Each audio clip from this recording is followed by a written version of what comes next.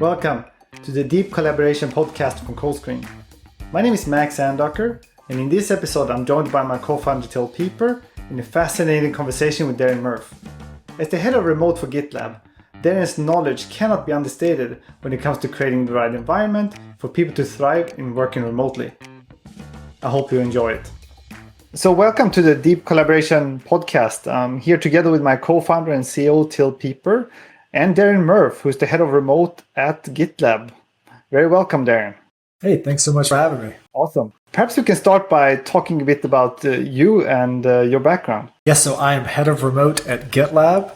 It's a pretty uncommon title. We have pioneered that title here, but it's becoming more popular. You take a look at organizations like Facebook and Quora. They've already hired dedicated remote leaders. There was a report put out by T3 Advisors taking a look at how that is changing and tracking over time. It's been a very fascinating journey. So for some context, GitLab builds a DevOps platform and collaboration platform, but we are 1,300 people in more than 65 countries with no company-owned offices. So our organizational design has been studied by Harvard and INSEAD. We have case studies being taught around the world on how we do that.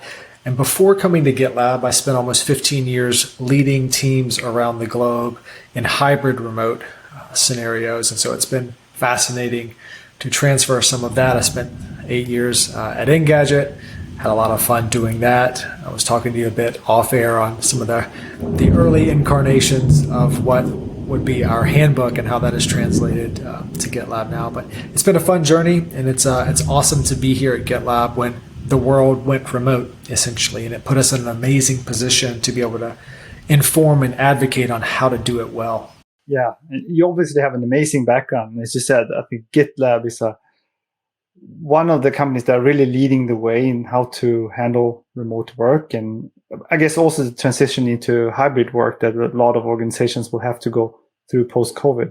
I want to spend some time on talking about the way you structured work in general between async versus synchronous, because that's something that you often talk about in interviews, etc. So perhaps we can start there. Yeah, we could start there and spend the rest of the day there. Like what an amazing topic.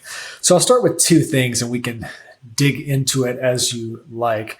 A lot of people will position sync and async with a versus in between. So synchronous versus asynchronous. But I don't look at it that way. These are two tools in the collaboration toolbox. And so sometimes you need to pull out this tool, and sometimes you need to pull out the other tool to get a specific job done. So when I look at sync and async, I think they have different purposes, and I think you should be able to master and utilize both of those. And the real superpower is knowing when to use which and when to pivot from one to the other. And it takes a lot of time in working with yourself and working with your team to really know when that is. But there are some guiding principles on when to start with either that we use at GitLab. And so happy to dive into those. But the other key point I want to focus on here is it's important to have a bias toward one or the other so that you at least know where to lean and then reverse engineer from there. And one of the most incredible things about working at GitLab is that we have a bias towards asynchronous communication. But there's an interesting story behind that. So many people would assume that would be because we value collaboration or we value results or maybe efficiency. So we have 6 core values, and I just named 3 of those. But the bias for async is actually within our diversity, inclusion, and belonging value, which when most people see that, it seems kind of an odd fit for a bias for async to be within your diversity value. But the reason is this. If I make a concerted effort to move a piece of work forward without commandeering 30 or 45 minutes of someone else's day, then I am fundamentally being more respectful of their time. And so we look at async and sync through the lens of respect. And so although there are amazing opportunities to use synchronous engagement, we want people to first put in the effort to see if they can move something forward without needing someone online at the same time. Because we're all people, we have families, we have hobbies, we have community. And any time that a synchronous engagement happens, that's time that you can't spend on those initiatives. And what also happens is if you just throw out lots of synchronous engagements, kind of wall-to-wall meetings to get work done, you don't really leave a lot of room for innovation and creativity, and the synchronous moments start to kind of lose their luster. So when you put more effort into clearing out more space in people's days for asynchronous work, the synchronous moments you do have can be much more impactful. And so instead of it being just another meeting in a sea of meetings, it's something that you look forward to and you actively plan for, and there's an agenda, and it means something. So that's philosophically how we look at it. That's awesome. And we actually at CoScreen, I think we have a similar bias in the sense of that I would say 3/4 of the day are async, where we use Slack, we use Loom, we use, of course, GitLab. That's why CoScreen is being built. That being said, we're a synchronous collaboration tool. Like, we are covering the other side of the spectrum. So on our side, we sometimes think it also works because we have very senior team members, like that have worked for over 10 years in engineering teams, for example. They know what they have to do. They don't need much guidance. Do you feel with regards to GitLab, do you hire people that are compatible with async? Because there might be certain people that either don't want that or aren't for whom it might not be the great fit. It's a great question. So I'll give you 2 points on that. The short answer is yes. We hire for a profile called manager of one. This essentially means that we want to hire people who are totally comfortable and capable of managing their own time and attention with very little oversight. And if they do need direction or guidance, they manage the asking for that guidance. And so we want people who are very self-aware of their time, and they will ask for guidance if they need it. So that's kind of the cornerstone of what we hire for. But the second element of this is we write down our values. And GitLab's values aren't just values, these kind of esoteric principles. They are the operating manual on how we get work done and how we treat each other. And so when I mentioned earlier, one of our sub-values, a substantiator of a value, was bias for async, we actually bring this up in the interview process to make sure that people align with the values. We want to make sure that people want to work in this way. And what you'll find is that the more you document your values and your operating principles, the more of a favor you are doing to any candidate, because you are giving them a heads up of what they are self-selecting into or opting into. I like to say no one accidentally ends up at all remote GitLab and is surprised that there's no in-person interview along the way. We make it very clear that this is what it's like to work here. And not that it will work for everyone, but as a leadership team, if you're building and scaling a company, it's super important to document what those operating principles are. You want people opting into it. You want people who are going to be tailwinds and work in that direction. And you also want to be transparent about it so that the people who are considering working with you know exactly what they're getting into. And do you think, we get the GitLab view, we're quite similar in that regard, but do you think it would be the best thing for every company, or do you think it's more like evenly split, that there are sync companies and there are async companies? I don't think this way of working is perfectly suitable for everyone. I think one of the interesting outcomes of the COVID-19 pandemic is it will make organizations be more clear about their operating principles. And there will be some companies that transition more asynchronously. They will transition to a remote model. They will have to implement some of these quintessential remote first practices. But on the other side of that, I think there will be some organizations who have tested the waters with crisis-induced work from home over the past year or so and say, this is exactly what we don't want. And we are going to be clear about our rigidity. And we're going to be clear about where we are co-located and why we are co-located. And they will probably improve their office first meeting hygiene and collaboration hygiene. It will be different, but hopefully it will still be documented and well understood. And that way, if you're looking for a new role, my hope is that you can canvas the landscape of employers. And at the very least, they're being more clear about what and how they're doing and how they're working. If you look at the two, on one side, the asynchronous first organizations, on the other side, the synchronous first, like what are some traits that differ the two? Would you say that certain categories are a better fit for asynchronous work, or is it more just corporate culture that's the defining factor? I think any company that's producing predominantly digital outputs. So if you're building a collaboration platform, or if you're building a social media platform where essentially all of your results are digital, you can become an asynchronous organization with less effort. It's going to be more seamless. If you have an organization where there's just-in-time manufacturing, there is an unavoidable physical component, a hospital or a bank or an automotive manufacturer, automotive garage, it's more difficult. That said, one of the things that COVID has brought to light is that it's no longer binary. You have Ford Motor Company, a company that will never avoid some amount of synchronous work on site for vehicles to be assembled.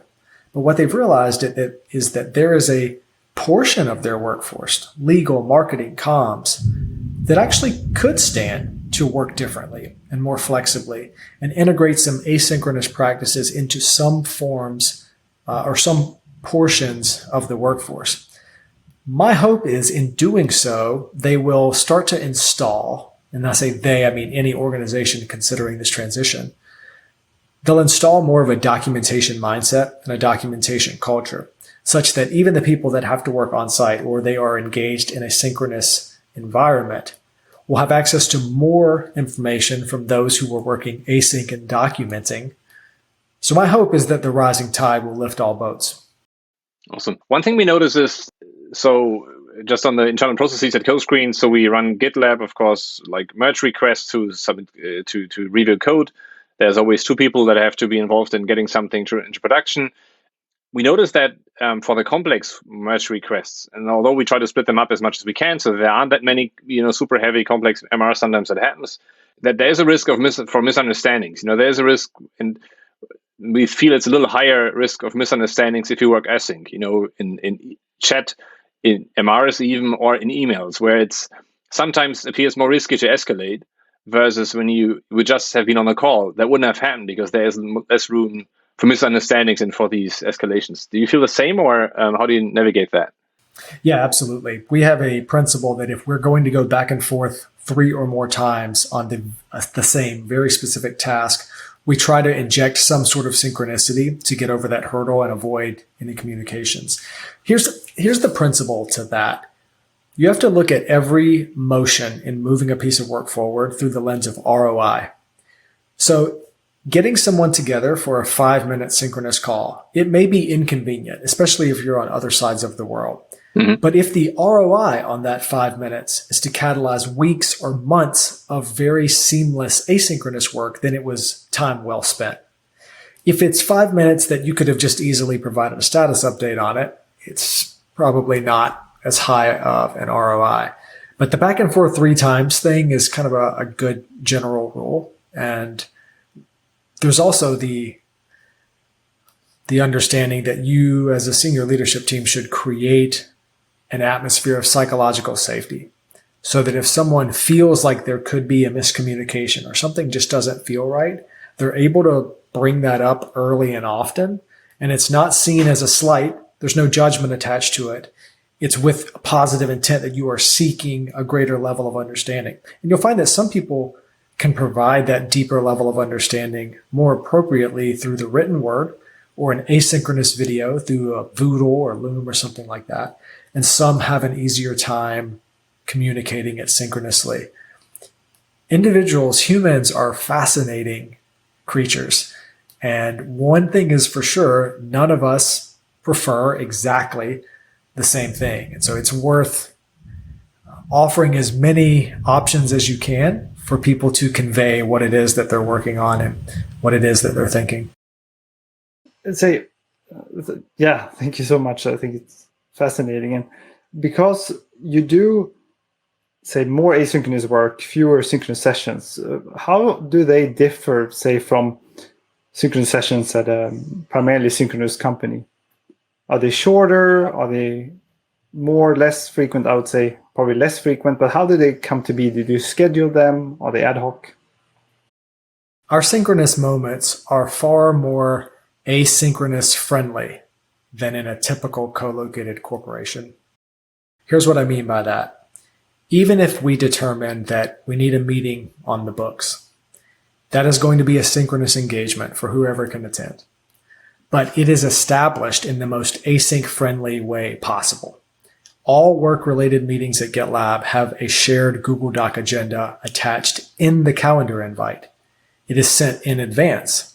There is an overview of what the meeting will be about, the proposed list of attendees, and some proposed outcomes. And the point in doing that is if a calendar invite shows up in your inbox and you know right away that you can't make it, maybe you're on the other side of the world, maybe you just want to be outside with your kids during that time, you can click into the agenda in advance, write down your questions, and then someone who does attend can synchronously verbalize that for you and then document the answer. You can read it after the fact. So it's not as good as being there live, but it's really close. And so we try to make our synchronous processes as inclusive as possible. And I don't think many organizations would put that much intentionality into it. If they schedule a synchronous time, you either make it or you don't. And I would encourage organizations to not do that. Give people as many opportunities to contribute before and after as possible. Interesting. And what we notice is that since, especially in the pandemic, that the interest in pair programming, mob programming became, ballooned quite a bit. And we think it's because that many teams aren't as advanced as you are with regards to remote workflows, and there are misunderstandings and so on. And they figure out pair programming is a way to create more connection between people in a very intense format. It's maybe the most intense synchronous time you can spend together because, it's typically two coders writing code together, maybe not at the very same time, but switching every few minutes.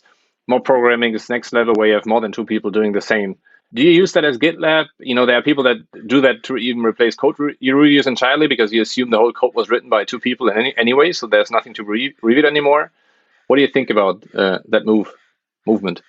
I'm pretty far removed from that part of the company, and so I can't definitively answer that. But I would say in general, we try to have as much documentation as possible within GitLab going into or out of any synchronous engagement. And it's generally a red flag if there's not.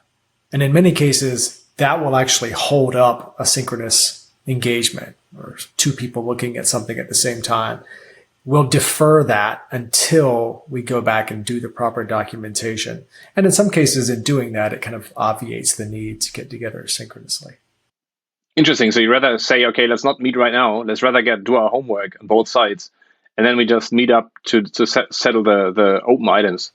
Absolutely. The reason for that is you're only digging a hole deeper if you don't do that. So one of our sub-values is make a proposal. And so it is a responsibility of someone who's calling a synchronous session to already have a proposal in place.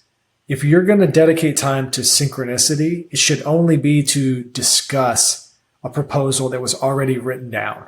If you just get together and there's a bunch of unscattered thoughts, you're just driving an even deeper communication wedge. Now there are even more people that don't know an even deeper level of thought or communication about a specific project. And so the earlier you can catch that and write down up to the point that you're at right now, the easier it is to convey that information after the fact. What I found surprising when I heard about this initially is that, all of us, you, I think, including us, CoScreen, we use Slack for most of that. The most content that we create, text-written content, is in Slack. And still you purge everything after a few days, right? Because you don't regard Slack as the tool where that should live on. Absolutely. We call this a forcing function. A lot of people ask me, how do you implement and institute a great remote operation? And sometimes it's just boring solutions. That's another sub-value, by the way. We celebrate the most boring solutions. And what we found is that if you expire Slack messages after 90 days, you force people to not use it for work, which has many positive knock-on effects. One of which is that it forces people to write things down in GitLab, the platform, instead of in Slack, which is a much better tool for cataloging and scaling knowledge long-term. It breaks down a lot of communication silos. But the secondary benefit of that is it gives Slack more room to be an informal communication tool. So imagine if you were in an office and you went to the lobby. that's generally seen as a place where you have informal communication. You feel comfortable asking people about their day or maybe their family or what they did this weekend. And then in the office setting, a boardroom, it's sure there'll be some of that talk, but it's mostly about work. So what you've seen here is that an architect designed the atmosphere for the appropriate type of work or conversation. Many organizations right now are trying to muddy the waters and do both of those in the exact same medium. They're trying to do work and foster culture and informal communication using Slack. So when you look over at Slack and you see 10 red bubbles, you don't know how many of them are an urgent product request and how many of them are somebody who just wants to talk about their weekend. And it's extremely disorienting. It definitely isn't helping on the mental health standpoint. And so by forcing work into a certain tool, it allows Slack to be that water cooler, if you will, that informal communication tool for a remote team. And we stand up topical channels, things like parenting and hiking and cooking, where people can go in there and discuss those topics without feeling awkward that they're talking about how to persuade their 7-year-old to wear pants in the morning in the same medium that they're talking about work. Do you notice that folks forget about that? Sometimes they search and they forgot that they forgot to put something onto GitLab and now it was purged on Slack and the information is gone? Yeah, it only happens once. Okay. That's awesome. And adjacent to that, like you use other tools like, maybe Zoom recordings, maybe in CoScreen one day there's a recording feature. I think you're supporting the Yak folks, audio chat, audio messaging, or Loom. How do you deal with these channels? Are they all ephemeral like Slack for you? And then GitLab is the only source of truth, or do you combine them somehow?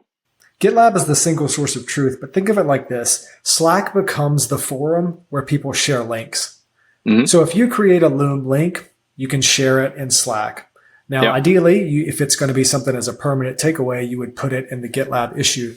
But we have this principle called answer with a link. And so what you'll oftentimes see in Slack is someone ask a question, a work-related question, and it usually only takes about 3 or 4 replies before someone steps in and answers with a link. Maybe that link is a Loom recording, maybe it's a GitLab issue or epic with a lot more detail in it, or maybe it's someone stepping in and saying, hey, we have incepted an idea in this Slack thread. We're about 5 or 6 replies in, but clearly there's something good here that we want to continue to incubate. Before we go any further in this Slack thread, I just created a GitLab issue or epic. Let's port the conversation over there. And essentially that's where Slack threads stop because you continue the conversation. And that just takes some normalization and getting used to from the operational standpoint. Super interesting. And a lot of this seems to be governed by specific principles and values. You often mention we have a core value on this and we have a principle on that. Can you take us through what has the process been like coming up with those values and principles? And is that something that you're still actively updating, or are they fairly set at this point?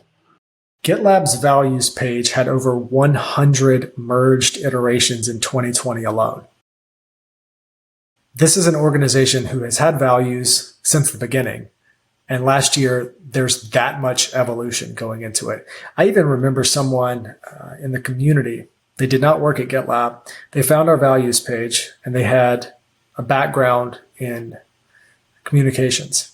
And they submitted a merge request and they went top to bottom, adding things like Oxford commas and reworking sentences for better stylistic flow. And they submitted it. And they said, this is one of the most fascinating documents I've ever seen. I appreciate you letting me contribute this proposal to make it more readable. I thought that was fascinating. And it really goes to show the value of open core and open source and letting everyone contribute, even to the values page. GitLab actually used to have a lot of values, and we condensed those down to 6 values, and then we started writing sub-values, substantiating values underneath those. And that was key to operationalizing each value. So essentially what happens is, as we scale and more people work together, we will discover new ways to live the values. People will discover new ways to be efficient. they'll discover new ways to exemplify iteration. And every time we discover one of those, we add it to the values page so that new and existing team members can look at that, and it becomes the spotlight on how to do those things, how to live those values. Awesome. And speaking about values, I think what frustrates us sometimes that in the pandemic, people conflate issues with remote that they have in the pandemic with issues with remote work overall. They complain about stress levels, work is too long, they can't really turn off or switch off entirely. Also, what's your view on that? I mean, you've been remote way before the pandemic. I think we spoke in 2019 first time about our journey and what you've learned and so on and so forth, and about different collaboration modes. And suddenly everything, what you did became kind of the blueprint for what everyone should do or had to do, because we weren't able to go to the offices anymore. How do you help these people that think remote is bad because they are struggling with that in a very specific situation, which is this horrible pandemic? I kind of see part of my role as being the chief imagination officer for the world because crisis-induced work from home is not the same as intentionally structured remote work. Right. I like to say that I'm the world's biggest advocate for remote work, but I haven't been able to work remotely during the pandemic. I've been able to work from home.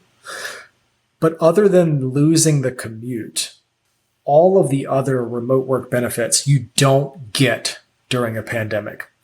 So for people that really enjoy the freedom and autonomy, recaptured time from losing the commute during the pandemic, you just wait. It gets better, a lot better. And I have to routinely say this to people who, if this is their first experience with remote work, they could easily be turned off by it. But it gets a lot better when you intentionally structure it. And do you think there will be a backlash? Once folks can go to the office, that suddenly remote is no longer the thing? Do you think it's temporary, or what? I mean, maybe that's a good segue into the last part of the conversation. Or how's the future going to look like? How will we work in 2 years from now? COVID has greatly democratized the conversation on remote work. I don't think you will ever fully put this genie back in the bottle. I think there will be some teams, some people, some companies that prefer to work outside of their home. And I'm very careful to say that instead of not work remotely. Because the truth is, even the people who are in an office by default, if they take a business trip halfway around the world and they do any work at all on the airplane, they're working remotely. And if you have a headquarters in Singapore and one in Phoenix, you're working remote with each other. It is just the way we work now. It won't be long before we just stop using the word remote. It's almost like, call me on the telephone. No one says that. Just call me on the phone. We understand it's a piece of telephony. You don't have to put that tele on the beginning to get it. I think the backlash, there will be some of that. And here's where it's going to come from. Organizations are massively underestimating how difficult hybrid will be to get right. If you say we allow remote, you can choose whether you come into the office or you work from home. That's not enough. You have to give people the tools, the infrastructure, and the operating principles to work wherever they are in a location agnostic way. If you allow half of your organization to work office first and do meetings and collaboration on a whiteboard, and then you allow all of your remoters to collaborate on things like CoScreen, well, they aren't using the same tool. They're not communicating with each other. You're creating two different organizations and calling them one company. And I don't think many organizations fully appreciate the dysfunction that can come from that. That said, I am very long on remote, and I think one of the massive positive benefits to come out of this is the ability for anyone to go into a job interview now and confidently say, what is your stance on workplace flexibility? I think back 15 years ago when I was asking this in a job interview, you had to have an amazing amount of privilege and a pretty incredible portfolio of work to even think of asking for that type of flexibility. And so now the people that need it most, your working parents, elder caregivers, military spouses, introverts, these people need that flexibility the most. And now I hope they are more empowered to ask for it, and organizations will have to have a solid answer on it. My hope is that that is a forcing function for organizations to not just allow remote work, but to actually support it with proper tools, and then the L&D to teach people how to use those tools and to upskill their managers to be great remote managers and hybrid managers and whatever that looks like. This is an amazing opportunity. It's the opportunity of our lifetime to do work differently, but it will require investment from leaders to equip the next generation to do it well. Yeah, thank you. I think you bring up a great point about the dangers of allowing remote work versus being set up for it. And also perhaps some of the challenges organizations will face that prematurely assume that they can go into a hybrid work mode. What are some of the tips or tricks or perhaps even warnings you would like to send to those organizations thinking that, okay, we had the best part of the in-office experience. Now we got some good side effects out of being remote. Now we're going to try to combine that into this ultimate solution. It's funny you asked that. Shortly after the last in-person event that I did, where I actually got to see you, Max, briefly, it feels like 100 years ago. I was sitting at a coffee shop waiting to meet someone else in person in San Francisco, and all of the pandemic stuff started to unfold, like the earliest underpinnings of it. And I'll never forget that moment, because while there at the coffee shop, I wrote a guide, which is now in the all remote section of the GitLab handbook, called What Not to Do. It was the first thing that came to mind, because as I thought about what it was going to take for the world to transition to remote, it's just too daunting to lay out all the things you need to do it well. It's actually easier to just not do the things that will make you do it poorly. So I actually built a guide on what not to do. And at the crux of that guide is don't replicate the office experience remotely. That is a passable, functional way to get business done, but you're not taking advantage of this entirely new landscape. It would be like moving from an office built 100 years ago into a new technologically advanced office and not taking advantage of any of the technology, just continuing to use it as if it had old plumbing and old wiring. Like, why would you do that? You just moved into a new office with all of these new capabilities. Don't just lift and shift. So we have that guide. It's deeper than what I can verbalize here. But the one thing that I'll mention is for leaders who are thinking about this, keep your executives out of the office if you're going to return to a hybrid organization. It is the number one thing you can do to ensure great remote fluency and solid remote infrastructure and minimal dysfunction. Because if the executives go back to the office, like it or not, the center of gravity, the center of power will follow. And it's likely that the executives will continue to work office first because it's convenient for them. It's likely that people will choose to be in the office and rub shoulders with executives over their family and community because they're going to prioritize career progression. They see it as a piece of self-preservation. By just keeping the executives out of the office, you diffuse all of that. And if people do choose to go back into the office, they do it for innocuous reasons. Things like the coffee is better at the office versus my house. That's the reason why you want people going to the office, not to get a leg up politically. I mean, super interesting. I think this is almost saying that, perhaps what we saw before the pandemic, where some executives would be traveling all the time, they will always be out and about. Perhaps that was actually a good thing, because as you said, you weren't giving an extra privilege as an employee by being in the office together with that executive versus being at home. Innovation comes from friction. And so if you have the friction of all of our executives are in different time zones now, you will get innovation out of it. Sure, it'll be a little uncomfortable. Maybe it feels a little inefficient at first, but you're building muscle to be a much more risk averse and more resilient company by doing it. And by the way, would you extrapolate that to time zone? Meaning that it's not only about where you are in the world, but also what time you're working? We try to make our organization as time zone as agnostic as possible. Again, this is one of those forcing functions. That if you congregate everyone in the same time zones, you do get some efficiencies out of that. But you are very unlikely to build muscle to do things when people aren't in the same time zone unless you are forced to do it. So for smaller companies that are scaling up, I actually recommend them to make their next few hires as far away from your epicenter as possible to force you to think about how you do work differently. Sure, it will introduce some inconveniences, but longer term, the more that you hang on to a time zone overlap, you're cornering yourself. It's like you can only hire people within that time zone, and your workflows start to fall apart if people start traveling or they aren't there for any reason.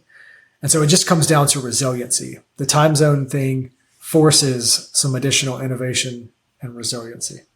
One topic you've touched on earlier, which is friction creates innovation, but also serendipity, right? So folks running into each other, how do you recreate that? I think that's one of the original challenges of being remote, because everything is planned, everything is structured, everything is formal, everything is pre-planned. How do you still enable serendipity and create stuff that isn't planned and isn't foreseeable?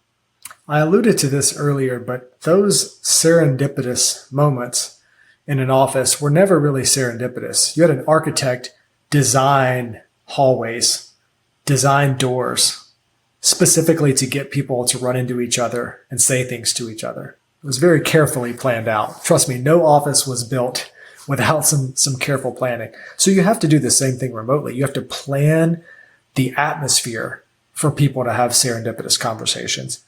A great example is if you don't use Slack or Teams for work, you're freer to just throw out draft ideas.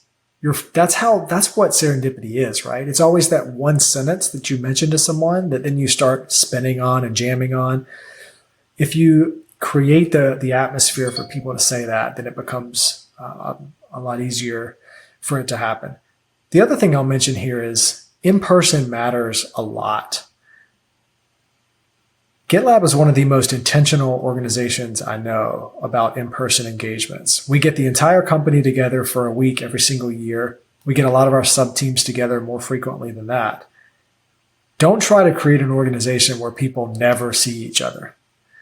Because if you spend some amount of time together building culture, building rapport, it's just easier to reach out to that person or say something in a public Slack channel that's just an idea in draft, which then becomes the next great serendipitous conversation.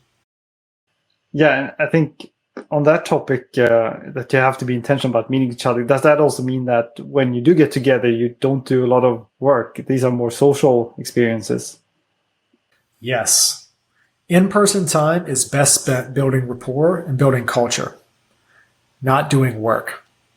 And I know this is going to be really tough for transitioning orgs to wrap their head around. A lot of times, if you're looking at sending 15 people to a sales conference, you want to make sure they're working every second of the day to get the maximum value out of it. But that's not how you get the maximum value out of it. You get people together, and you might put some amount of work into it, but by and large, just let people be people. Let humans be humans. Let them build bonds and build relationships. That way, when they aren't together, they already have that awesome foundation for work to happen on top of. I'd say, given the pandemic, you must have a bit of a backlog when it comes to these in-person meetings. What does the rest of 2021 look like for you? And what are you most looking forward to in terms of? I got my first invitation to an in-person panel a few weeks ago. It's scheduled for July in Orlando. And I was wholly unprepared for the surge of joy to my brain upon receiving that invitation. I didn't even care what the topic was. Like, I will talk about anything. We're going to talk about dog food. We're going to talk about, it doesn't matter. I'll talk about anything. So I'm excited for that to get going again. I think a lot of us have felt our social reservoir getting really low. We could all use rejuvenation on that front. And I'm looking forward to the time when that can happen for all of us globally. Do you have any big events for GitLab coming up, or it's all still pending, depending on? We're still working that through like any organization, but it's encouraging to see companies, panels, events start taking steps towards getting people together again. I do have a few personal trips on the horizon, and it's been fun to start booking flights again. My Delta app got really dusty for a while, and it made me really sad. So I'm excited to, I kept it on my first pane of my iPhone screen, through the whole pandemic. Like I didn't open it at all, but yeah, it's like, I can't not have it here. You know, in solidarity, I will keep it here. It will be used again. So that's been encouraging. I think it was super insightful. Very, very interesting. I think lots of folks are struggling with exactly the things that we discussed, and I think it's going to be helpful in addition to the write-ups that you have to read about, to hear about it from in your own words. Yeah, absolutely. Thanks for having me on. And for those that are listening and want to learn more, go to allremote.info. That will get you to the remote playbook. Give that a download. And also check out the remote work report. We just published that. It is a fascinating look at what makes remote work tick, what people wish they had, and what the numbers say about this transition that we're watching unfold in real time. Awesome. Thank you so much for being on the show today, Darren. We've learned a ton, and I'm sure many other organizations are looking at following your lead when it comes to creating a remote first work culture. Are there any final words you would like to leave the audience with? Yeah, I would say check out what we've built at GitLab, allremote.info. That'll get you into our remote playbook and all of our guidance there. And the other thing I would encourage you to do is question everything about how you're living and the intersection between life and work. If suddenly you don't have a commute and you can work more non-linear work days, what could life look like for you? My wife and I adopted a newborn at birth 2 years ago. That was an amazing way to grow our family, and it was largely supported by the flexibility of remote work. So what have you wanted to do? You may have been putting off that if you have the opportunity to work remotely, it's now much more possible. So challenge yourself, start writing some of that down, jam out with others on that, and let's make the world a better place together. Awesome. Thank you so much.